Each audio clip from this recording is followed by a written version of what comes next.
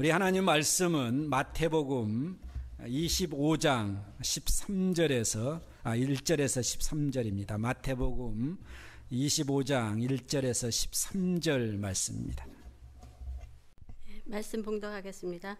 그때 천국은 마치 등을 들고 신랑을 맞으러 나간 10처녀와 같다 하리니 그 중에 5은 미련하고 5은 슬기 있는지라. 미련한 자들은 등을 가지고 기름을 가지지 아니하고 슬기 있는 자들은 그릇에 기름을 담아 등과 함께 가져갔더니 신랑이 더디 오므로 다 졸며 잘새 밤중에 소리가 나되 보라 신랑이로다 맞으러 나오라 하매 이에 그 처녀들이 다 일어나 등을 준비할새 미련한 자들이 슬기 있는 자들에게 이르되 우리 등불이 꺼져가니 너희 기름을 좀 나눠 달라 하거늘 슬기 있는 자들이 대답하여 가로되 우리와 너희의 쓰기에 다 부족할까 하노니 차라리 파는 자들에게 가서 너희 쓸 것을 사라 하니 저희가 사러 간 동안에 신랑이 오므로 예비하였던 자들은 함께 혼인잔치에 들어가고 문은 닫힌지라. 그 후에 남은 처녀들이 와서 가로되 주여 우리에게 열어주소서. 대답하여 가로되 진실로 너희에게 이르노니 내가 너희를 알지 못하노라 하였느니라. 그런즉 깨어있으라. 너희는 그날과 그 시를 알지 못하느니라. 아멘.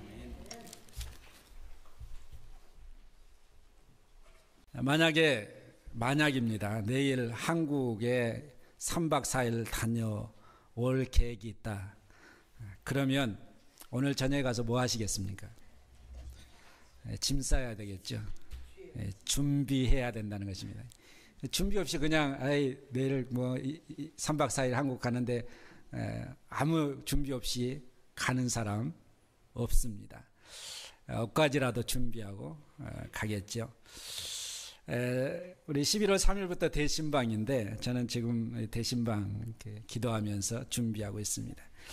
준비하지 않으면 안 되기 때문에 그렇죠. 뭔가 하려면 우리가 하다못해 2박 3일 여행을 가더라도 준비합니다.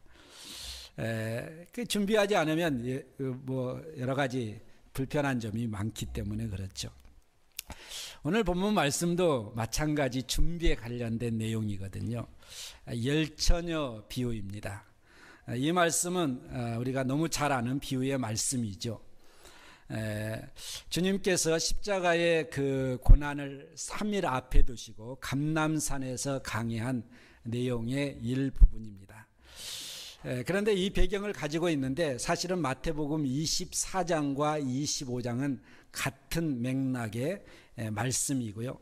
24장은 정말 마지막 때의 징조에 대해서 지진이 일어나고 전쟁이 일어나고 하는 그런 징조에 대해서 말씀하신 내용이고요. 그리고 주님의 재림의 확실성과 그리고 주님이 도적같이 오실 것이다 라는 돌발성에 관련된 내용을 담고 있습니다. 그것이 바로 24장의 전체의 말씀입니다. 그러니까 예수님께서 마지막 때가 되면 어떤 현상이 일어나고 그리고 예수님이 어떻게 오신다는 것을 24장에서 말씀하시고 25장은 뭘 하셨겠습니까? 25장에서는 예수님께서 하신 말씀이 그러면 너희는 어떻게 준비해야 될 것인가? 그러니까 예수님께서 이 인류의 마지막이 오는 것을 말씀하시고 예수님의 재림을 확실하게 말씀하시면서 그러면 25장에 우리는 어떻게 살 것인가? 준비하면서 신앙생활해라. 이것이 바로 25장의 전체의 말씀입니다. 25장은 예수님께서 3가지의 비유를 말씀하셨습니다. 오늘 1절에서 13절 말씀은 10처녀 비유이죠. 10처녀 비유는 우리가 이 시대를 살아가면서 어떠한 마음으로 신앙생활을 할 것인가, 준비된 마음, 그것을 설명하고 있는 것이고요. 14절에서 30절 말씀은 달란트 비유입니다. 그러니까 우리가 재림을 준비하면서 우리의 신앙생활에서 구체적인 열매는 무엇인가, 우리가 어떻게 달란트를 가지고 살 것인가, 그것을 어떻게 행할 것인가에 관련된 내용이고요. 그리고 31절에 46절 말씀엔 양과 염소의 비유가 나옵니다. 마지막 때에 우리가 둘로 나누는데 바로 양이 아니라 염소가 아니라 양으로 섞여 있어야 된다라는 그런 말씀이죠. 오늘 본문 말씀은 예수님께서 열처녀 비유 속에서 우리에게 하시고자 하는 그런 간절한 내용이 담겨져 있습니다. 단지 우리가 열처녀 비유 너무 잘 알잖아요. 그래서 우리가 생각하기에 뭐 준비된 거, 준비돼야 될 삶, 기름 등불 준비해야 된다, 이런 것으로만 우리가 생각하지만, 그러나 그보다도 더 예수님께서 하시고자 하는 가장 중요한 메시지는 뭐냐면 예수님은 다시 오신다 이겁니다. 이것이 바로 핵심적인 메시지죠. 예수님이 다시 오시니까 우리는 어떻게 해야 되느냐? 준비해야 된다. 이게 두 번째 의미라는 것입니다. 그래서 예수님께서 오늘 본문을 시작하면서 천국은 마치 이렇다라고 하면서 천국에 대해서 말씀하십니다. 오늘 그때라는 단어로 얘기하죠. 그때는 언제겠습니까? 예수님이 다시 오실 때죠. 종말의 때입니다. 예수님께서 지금 십자가를 앞에 두시고 3일 앞에 두시고, 그리고 예수님께서 준비가 다 됐습니다. 예수님께서 우리를 위해서 십자가를 지실 준비가 다 돼 있고, 그리고 예수님은 마지막 인류의 종말까지도 이 말씀 속에서 지금 설명하고 있는 것이죠. 그때 예수님께서 다시 오실 때에, 바로 이 세 가지의 비유 속에서 예수님께서 하신 그런 핵심적인 것은, 예수님은 분명히 다시 오시고 이 세상의 종말은 있다라는 것입니다. 그러면서 예수님께서 오늘 혼인잔치에 관련된 내용으로 설명을 합니다. 그러니까 예수님께서 공생에 처음 시작할 때 혼인잔치에서 물로 포도주를 만드셨거든요. 혼인잔치에 관련된 내용을 사실은 예수님께서 그 기적의 역사 가운데서 나타내 보여주신 것이죠. 그리고 오늘 본문에서도 또한 혼인잔치의 비유입니다. 오늘 그 당시에 혼인잔치의 유대인들의 그 혼인잔치의 풍습을 좀 알아야 되는데요. 특별히 이제 해가 질 때부터 이제 결혼이 시작이 됩니다. 하루에 끝나는 것이 아니라 며칠 이렇게 진행이 되는데요. 문화 자체가.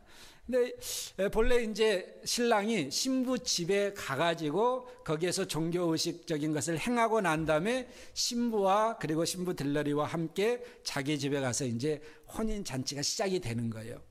그래서 열처녀는 신부가 아니라 들러리죠.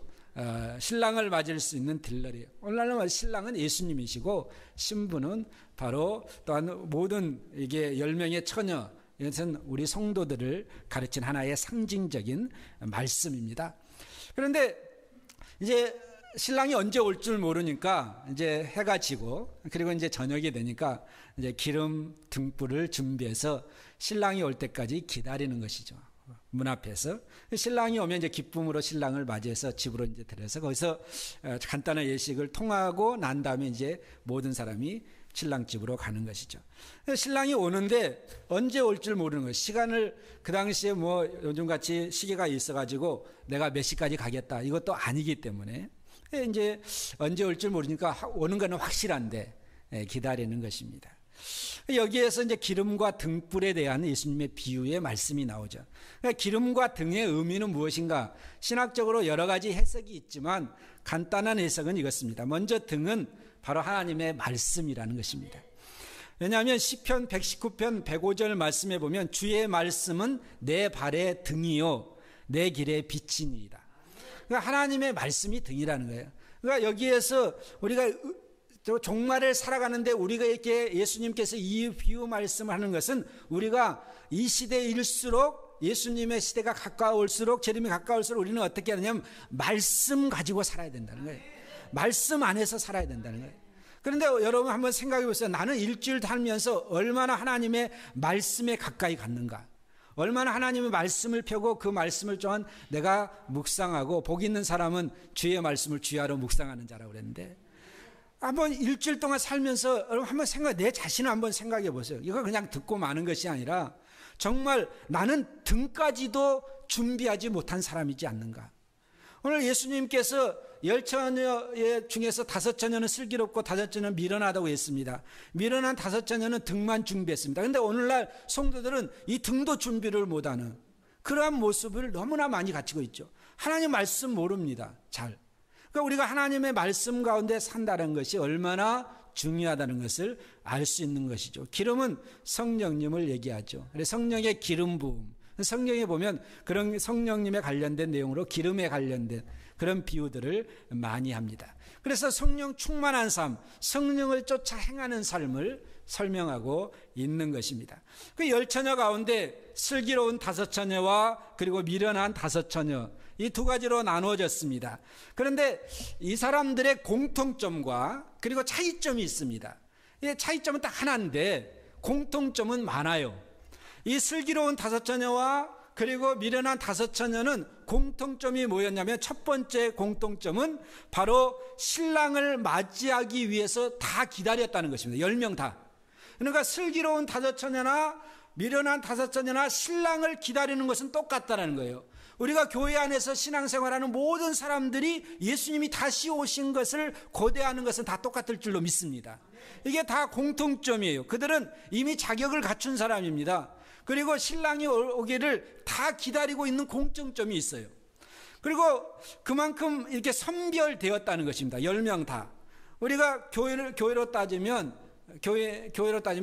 모든 교인들 다 마찬가지죠. 믿음으로 따지면 다 믿는 사람 마찬가지입니다. 구원으로 따지면 이미 구원받은 사람인 것처럼 우리가 비춰지는 거 다 마찬가지입니다. 은혜로 따지면 모두 다 은혜를 받은 사람들입니다. 겉모습만 보면 그렇다는 거예요. 겉모습만 보면 다 똑같다는 것입니다. 누구나 다. 여러분, 그것이 바로 겉모습만 보면 슬기로운 다섯 처녀나 미련한 다섯 처녀나 똑같아요. 겉모습만 보면 다 신랑을 기다렸습니다. 두 번째 공통점은 뭐냐면은 신랑이 더디움을 인해서 그들은 졸다가 잤습니다. 10명 다. 그러니까 10명 다 신랑이 더디오니까 낮에는 가서 일하고 밤에는 이제 딜러로 신랑을 맞이해야 되는데 너무 피곤한 거예요. 신랑이 더디오니까. 그러니까 다 10명 다 졸다가 10명 다 잠들었어요. 그러니까 여러분, 우리가 아무리 천하장사라 해도 이 눈꺼풀이 가장 무겁다고 그러잖아요. 이길 장사가 없는 거예요. 그러니까 이 사람들 다 똑같다는 것입니다. 그러니까 신앙생활 잘해도 때로는 잠잘 때가 있고요, 영적으로. 어쨌든 간에 이 사람들은 공통점이 그거였습니다. 그러니까 잠이 들고 말았는데 드디어 신랑이 왔다라는 얘기를 하니까 둘로 나눠졌다는 거예요. 세 번째 공통점은 뭐냐면 이들 모두 다 등불을 가지고 있었다는 것입니다. 적어도 등불은 가지고 있었습니다. 그러니까 10명 다 등불은 가지고 있었어요. 이게 바로 공통점입니다. 그러니까 그들은 등불, 하나님의 말씀, 오늘날로 말하면 우리 성도님들 신앙생활하면서 다 교인같이 보이지만 겉모습은 보기에 다 구원받은 사람같이 보이지만, 다 은혜받은 사람같이 보이지만 겉모습 보기에는 그렇다는 거예요. 10명 다 똑같습니다. 피곤해서 잠잔 것까지 똑같아요. 등불 준비하고 있는 거, 들러리로 있는 거 다 똑같습니다. 신랑을 기다리는 거. 그런데 문제는 차이점이라는 것입니다. 차이점이 딱 하나입니다. 차이점은 뭐냐면 기름을 준비하지 않았다. 그것이 바로 미련한 다섯 처녀의 상태입니다. 그러니까 슬기로운 다섯 처녀는 기름까지도 준비하고 등불까지도 준비한, 둘 다 준비를 했다라는 거예요.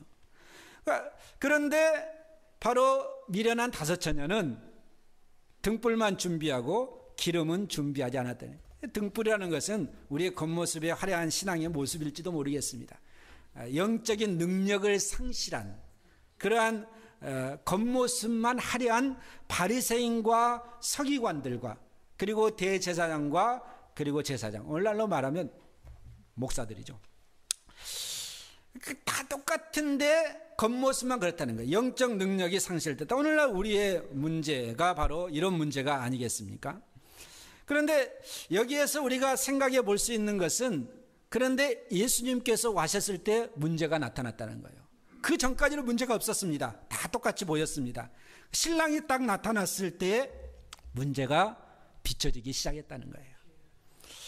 오늘 여기에서 가장 중요한 문제는 깨어있는가의 문제가 아니고요, 준비되어 있는가의 문제이고, 그리고 또한 우리가 얼마나 영적인 능력을 가지고 신앙생활을 하느냐의 문제죠. 물론 깨어있는 것이 본질일 수도 있겠지만 그거는 2차적인 것이고 당연히 깨어있어야 되죠. 그러나 깨어있지만 무엇을 가지고 깨어있느냐라고 했을 때 등불과 기름 모두를 가지고 우리가 깨어있어야 된다라는 것입니다. 준비된 신앙자. 오늘 5절 말씀해 보니까 신랑이 더디오매 다 다 졸며 잘세. 10명 다 그랬다는 거예요. 10명 다 졸며 잘세. 왜 더디 오셨을까? 신랑의 문제가 아니라 예수님께서 이 비유의 말씀은 예수님의 재림이 좀 더딜 수도 있다라는 것이죠. 그런데 거기에 신자와 거짓 신자, 알곡과 거라지의 구별점을 발견하기 위한 것일 수도 있다라는 것입니다. 어쨌든 간에 신랑이 더디 왔습니다. 인내가 필요하죠. 우리가 뭔가 사람이 약속을 했는데 좀 기다리는 사람이 있고 기다리지 못하는 사람이 있습니다. 우리가 예수님을 우리가 기대하면서 고대하면서 기다리는 사람과 있고 기다리지 못하는 사람이죠. 뭐 예수님은 뭐 후에 오겠지. 그런데 오늘 4절 말씀에 보니까 슬기 있는 자는 그릇에 기름을 담아서 등과 함께 가져왔다. 이 슬기 있는 자랍니다. 그리고 이제 신랑이 다 졸고 있는데 신랑 왔다라고 하니까 다 깨었습니다. 그랬더니 5명의 슬기로운 5자녀는 불이 꺼져가니까 기름을 다시 부어가지고 등을 다시 켰습니다. 그런데 미련한 5자녀는 기름 꺼져가는 등불이 꺼져가는데 기름이 없는 거예요. 이것이 바로 문제였다는 것입니다. 그런데 여기에 보니까 다 졸면서 자고 있는데 누군가가 지금 신랑이 왔다, 아마 신랑과 같이 온 사람들이겠죠. 신랑 왔다라는 소식을 듣고 이게 돌발성입니다. 갑자기 나타난 거예요. 이것이 바로 급박성입니다. 갑자기 나타나는 것입니다. 예수님께서 이 땅에 오실 때 이렇게 갑자기 오신다는 거예요. 도적같이 임한다는 거예요. 모세의 시대같이, 노아의 시대같이 예수님께서. 그러니까 우리는 그냥 이렇게 지내다가 신앙생활하지 아니라 예수님의 오심은 급박하게 이렇게 오신다는 것이죠. 그런데 중요한 것은 우리가 그걸 듣고 얼마나 준비된 삶을 살고 있는가, 그것이 바로 중요하다는 것입니다. 신랑이 왔을 때는 기름 등불을 준비한 사람을 보는 것이지 어떤 겉모습만 보는 건 아니잖아요. 우리가 미모가 좋고 몸매도 좋고 키가 크고 그리고 학벌이 좋고 이런 것이 미련하고 슬기로운 차이는 아니잖아요. 우리의 신앙생활에 가장 중요한 것은 뭐 키 크고 뭐 잘생기고 이런 것이 아니라 우리가 얼마만큼 준비된 신앙자로 신앙생활하느냐, 이것이 바로 가장 중요하다는 것입니다. 여러분, 근데 우리는 착각을 하죠. 많은 사람들이 겉모습만 봅니다. 그래서 착각을 하게 되죠. 내 스스로도 나를 속이는 일들을 하게 됩니다. 이것이 바로, 그런데 내 자신도 잘 몰라요. 그런 문제들에 대해서. 이것이 바로 바리새인의 문제 아니겠습니까? 자기네들은 겉모습뿐만 아니라 다른 사람에게 비춰지는 모든 모습은 다 완벽한 신앙자예요. 그래서 자기 스스로도 그렇게 생각을 했었습니다. 그런데 예수님은 아니라고 그럽니다. 내 중심을 보니까 너 아니다 이거예요. 그러니까 우리가 신앙생활하면서 우리 스스로 물론 그렇다고 겉모습 우리가 파괴하면서까지 사는 게 아니라 정말 우리가 하나님의 은혜 안에서 살아갈 때 우리의 내적인 그런 신앙의 모습과 외적인 모습이 동일하게 나타나야 될 줄로 믿습니다. 이것이 바로 신앙자의 모습이니까요. 여러분, 구원의 감격과 하나님의 은혜가 있다면 당연히 나타나는 것은 하나님께 찬양과 경배, 그리고 하나님 앞에 올려드리는 영광, 이것이 바로 은혜 받은 사람의 모습이죠. 구원받은 사람의 모습이죠. 구원은 받았다고 하지만 생활에 문제가 있으면 그거는 구원받은 사람으로서의 다시 한번 생각해 볼 문제죠. 나는 정말 구원받은 사람으로서 살고 있는가? 성령의 능력 안에서 신앙생활을 하고 있는가? 우리가 생각을 해봐야 됩니다. 오늘날 교회가 또한 성도들이 또한 목회자들이 많은 그런 질타를 받습니다. 구원받은 건 확실한데 삶이 안 따라준다는 것입니다. 이것이 바로 문제 아니겠습니까? 그것은 바로 나는 그렇게 생각합니다. 내적인 문제다. 신앙의 문제라고 생각을 합니다. 신앙이 잘못 들어가니까 나타나는 모습이 잘못 나타났다는 것이죠. 여러분, 우리는 신앙생활하면서 하나님의 자녀다운 행실을 통해서 하나님께 영광 올려드릴 수 있는 우리 모두가 되기를 주님의 이름으로 축원합니다. 10절 말씀에 보니까 저희가 이제 기름이 없으니까 미련한 5처녀는 어떻게 했습니까? 야, 우리는 좀 나눠줘라 그랬더니 나눠줄 거 없다. 나도 조금밖에 준비를 못했기 때문에. 그러니까 가서 파는 사람에게 가서 구해오라 라는 것은 무엇입니까? 이건 상징적으로 구원의 진리와 성령의 풍성함을 가르치는 선지자와 복음의 일꾼들에게 가서 다시 얻어오라는 얘기예요. 은혜를 다시 받으라는 얘기입니다. 이것이 바로 상징적인 표현이죠. 그런 사람들이 있다라는 것입니다. 정말 신앙생활하면서 여러분 열심히 신앙생활하고 기도하고 말씀 가운데 우리가 살아야 됩니다. 이렇게 제가 얘기하잖아요. 이런 사람들에게 가서 다시 은혜 받고 오라라는 거예요. 그런데 그렇게 다시 은혜 받고 가려고 준비 않고 가서 은혜 받으려고 했더니 이미 문제가 생겼다는 거예요. 와봤더니 문이 닫혔다는 거죠. 그러니까 우리는 항상 깨어 있어서 예수님의 오심을 준비하고 우리의 신앙이 흐트러짐이 없이 하나님의 백성다운 신앙생활을 이어가는 우리 모두가 돼야 될 줄로 믿습니다. 오늘 10절 말씀에 저희가 살아가는 동안에 신랑이 오므로 예비하던 자들은 함께 혼인잔치에 들어가고 문은 닫히는지라. 제가 이 말씀을 준비하면서 한 3주 걸쳐서 이 말씀을 준비했거든요. 이렇게 계속해서 업데이트를 준비하면서 제가 이게 한 말씀이 이 본문 말씀 중에서 꽂힌 말씀이 있습니다. 제 마음과 눈이 생각이 다 꽂혔어요. 거기에 최홍란한테 꽂힌 것이 아니라 이 말씀에 꽂혔다는 거예요. 무슨 말씀이냐면 문이 닫힌지라 이게 꽂혔습니다. 제가. 이 말씀을 제가 3주 동안 문이 닫힌지라 이것 때문에 제가 정말 고민이 많았습니다. 제가 목회하면서 우리 성도님들 계속해서 전화하고 또 찾아가고 신앙생활 잘하자고. 근데 문이 닫히면 끝난다는 거예요. 문이 닫히면. 은혜 받을 지금은 때예요. 구원받을 때예요. 문이 닫히면 끝납니다. 여러분 여기에서 문이 닫힌지라면 거의 끝났어요. 문 닫히고 난 다음에 미련한 다섯째가 기름 다 준비해가지고 주여 주여 불러도 문 열어주지 않았습니다. 끝났습니다. 예수님의 재림으로 끝나는 거예요. 그러니까 우리가 문이 닫힌지라 이게 중요한 것은 문이 닫히기 전에 우리가 준비해야 된다는 거예요. 여러분 그걸로 끝났다는 것입니다. 그리고 난 다음에 나와서 주여 주여 해도 문 열어주지 않았습니다. 우리가 정말 신앙생활 하면서 여러분 신앙생활 하잖아요. 정말 우리가 지금 문 열려 있었을 때 우리가 은혜 받고 정말 구원의 감격 가운데 살고 문이 열렸을 때 하나님의 복음을 이루어갈 수 있는 우리가 되기를 주님의 이름으로 축복합니다. 문이 닫히면 그걸로 끝나는 거예요. 그럼 우리가 신앙의 기회는 많은 것 같지만 그렇게 많지는 않습니다. 신랑이 오고 잔치집에 문이 닫혔습니다. 여러분 이걸 더 실감 있게 제가 말씀을 드리죠. 문을 닫힌지라 이 말씀을 어느 말씀과 비교할까 제가 생각을 하다가 노아를 갑자기 생각했습니다. 노아가 120년 동안 방주를 지었습니다. 문이 열려진 시대입니다.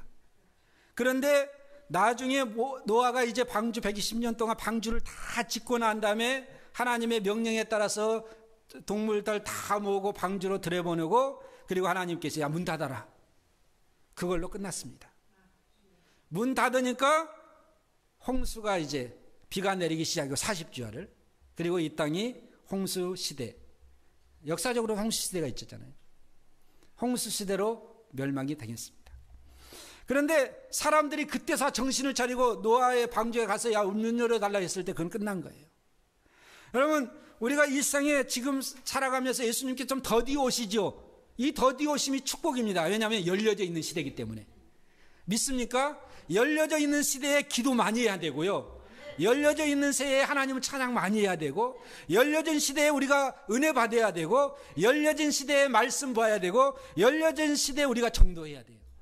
이것이 바로 하나님께서 우리에게 주신 기회라는 거예요. 그런데 닫혀 때가 온다는 것입니다. 닫힐 때 그때는 내가 정말 신앙생활 좀 잘할 걸 그때 정말 말씀 좀 볼 걸 그때 내가 정말 믿음으로 내가 살 걸 이런다고 할지라도 후회하지만 끝난다는 거예요. 이것이 바로 성경에서 우리에게 하시는 말씀이죠. 우리가 살아가면서도 마찬가지잖아요. 우리가 살아가면서도 우리의 조그만한 집 안에서도 우리가 문이 닫히면 그리고 잠잘다고 문 닫히면 다른 사람이 와서 웬만한 사람이 와서 들으면 안 열어줍니다. 물론 급하면 뭐 열어줄 수 있겠지만 그러나 주님은 그걸로 끝난다는 거예요. 인류의 종말은. 그래서 우리는 무엇을 해야 될 것인가? 오늘 예수님께서 우리에게 주신 마지막 말씀이 무엇입니까? 그러므로 깨어 있으라. 그날과 그 시를 알지 못하느니라. 오늘 저녁 들려올지 모르죠. 우리가 오늘 저녁에 자이언트 월드 시리즈 게임 보다가 예수님이 오실 줄 모르는 거예요. 우리는 깨어 있어야 된다는 거예요. 우리가 신앙적으로 깨어 있어서 예수님이 다시 오실 때 우리는 신랑 되신 예수님을 기쁨으로 영접하고 정말 예수님께서 우리를 위해서 예비하신 그 초소에서 기쁨으로 하나님을 찬양하고 예배자로 드려지는 그것을 생각하면서 우리가 열심으로 신앙생활 할 수 있기를 주님의 이름으로 축복합니다. 우리 같이 기도하시겠습니다.